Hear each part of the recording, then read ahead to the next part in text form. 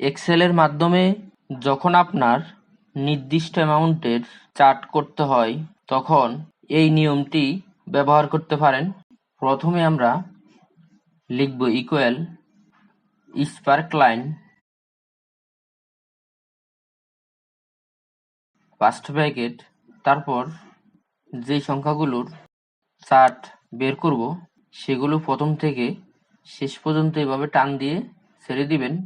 তারপর কমা, এখানে কমার পরে দ্বিতীয় ব্র্যাকেট দিবেন, তারপর inverted comma, chart type,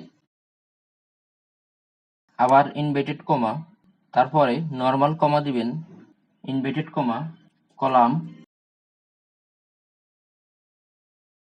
inverted comma, দ্বিতীয় ব্র্যাকেটটি শেষ করব, প্রথম ব্র্যাকেট শেষ করব, এন্টার দিব।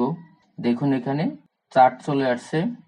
এখন নিচ দিকে টান দিলে নিচের সংখ্যাগুলোর চার্ট অটোমেটিক বের হয়ে যাবে।